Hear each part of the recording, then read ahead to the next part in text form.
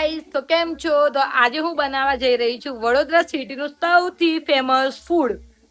તમને ખબર પડી જ ગઈ હશે એ શું છે. ઓબ્વિયસલી સેવસળ. તો આજે હું સેવસળ બનાવી રહી છું. તો એના માટે હું સૌથી પહેલા વટાણા, જે સૂકા વટાણા આવે છે એ મેં બાફવા મૂકી દીધા છે. તો ચલો હું તમને બતાવું કે વટાણા બફી રહ્યા છે. આ ગાઈસ, વરસાદનું મોસમ ચાલે છે એટલે મારા ઘરમાં આખા ઘરમાં કપડા સુકાઈ રહ્યા છે, કારણ કે બહાર વરસાદ પડે છે.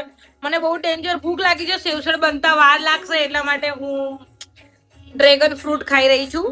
લસણ અને આદુની એક મસ્ત પેસ્ટ બનાવી લઈશું, અને મેં ઓલરેડી બનાવીને મૂકી દીધી છે. મેં આદુ અને લસણની પેસ્ટ બનાવીને મૂકી દીધી છે. હવે મારે ટામેટર અને ડુંગળીની પેસ્ટ બનાવવાની બાકી છે.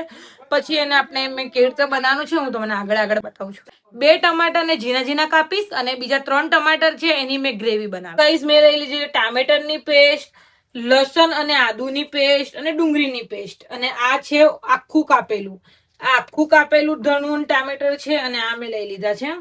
સૌથી પહેલા મેં તેલ નાખ્યું છે 5 ચમચી, અને એના અંદર મેં આદુ અને લસણની પેસ્ટ નાખીને અને પેલા જે પાના આવે છે તેજના પાના એ પત્તા નાખ્યા છે.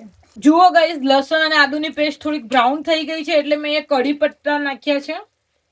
કઢી પત્તા પછી લીલા મરચા નાખી દઈશ અને થોડા બ્રાઉન થવા દઈશ એને તેલમાં. થોડુંક બ્રાઉન થઈ ગયું છે તો હવે મેં નાખીશ ટામેટાની પેસ્ટ.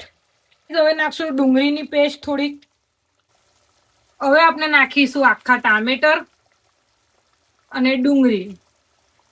એ નાખ્યા બાદ સ્વાદ અનુસાર મીઠું નાખીશું, હળદર નાખીશું, અને સ્પાઈસીમાં તમે તમારા અનુસાર તીખું કરી શકો છો. મેં આખા ધણા પાવડર નાખ્યું છે. ત્યારબાદ નાખીશું સેવસળ પાવડર. સેવસળનો મસાલો છે. આપણે સેવસળનો મસાલો નાખ્યો છે થોડો ઘણો. ટેસ્ટના અનુસાર મેં થોડો ગરમ મસાલો નાખ્યો છે. ત્યારબાદ થોડુંક આપણે એને મસાલો આવવા દઈશું. મસાલો આવી જાય એના પછી આપણે નાખીશું ધાણા, ને પછી રસો કરીશું. અને રસો વધારે થઈ જાય એના માટે આપણે થોડોક રસાને જાડો કરવા માટે આપણે બેસન નાખીશું. બસ, આ તમે જોઈ શકો છો સેવસળનો મસાલો તૈયાર થઈ ગયો છે. તેલ ઉપર દેખાય છે. તેલ ઉપર દેખાયા પછી આપણે મસાલો કમ્પ્લીટ થઈ ગયો છે એવું સમજવાનું. એટલે હવે આપણે નાખીશું પાણી. હવે પાણી તમે તમારી ક્વોન્ટિટી અનુસાર નાખી દેજો. મેં તો 2 લોટા નાખું છું પાણી. તમે જોઈ શકો છો કે મેં 2 લોટા પાણી નાખ્યું છે. હવે આપણો આ રસો છે એ પાતળો છે, તો એને ઘાટો કરવા માટે આપણે નાખીશું બેસન. પ્લીઝ, તમે બહાર જાઓ છો અને બહાર ખાવ છો તો એ લોકો સેવસળને રસાને ઘાટો કરવા માટે બેસન નાખે છે. આપણે નાખીશું 2 ચમચી જેવો બેસનનો લોટ. બેસન છે એ તમારા પાણીને ઘાટો કરશે, રસાને જાડો બનાવશે. હવે એનો ઉકાળો આવવા દઈશું. મેં 2 ચમચ તેલ નાખું છું. ગરમ થઈ ગયું છે તેલ એટલે આપણે નાખીશું લસણ અને આદુની પેસ્ટ. આપણે આદુ લસણની પેસ્ટ તેલમાં ગરમ કરી દીધી. હવે એ થોડીક બ્રાઉન થઈ ગઈ છે. ત્યારબાદ આપણે નાખીશું ટામેટાની પેસ્ટ, નાખીશું ડુંગળીની પેસ્ટ, એને હલાવીશું. થોડી હળદર નાખીશું. મીઠું પણ થોડુંક જ નાખીશું સ્વાદ અનુસાર. ત્યારબાદ નાખીશું લાલ મરચા. લાલ મરચા થોડાક વધારે નાખવા પડશે કારણ કે આપણે એની જ પેસ્ટ બનાવવાની છે. બસ, હવે તરીને થોડી ગરમ થવા દઈશું. તમે જોઈ શકો છો આપણા સેવસળની તળી તૈયાર છે. ઉપર તમે દેખતા હશો કે તેલ તરેલું દેખાય છે.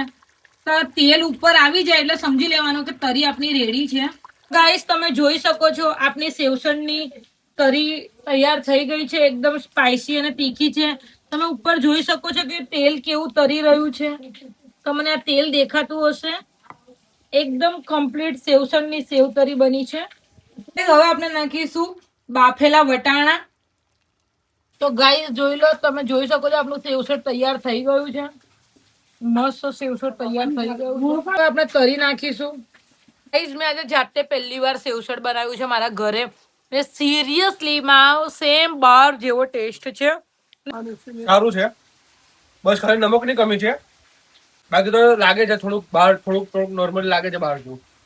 પપ્પા, આપણે બોલો. હા, એકદમ સારું છે. સારામાં સારું, એકદમ ટેસ્ટી છે.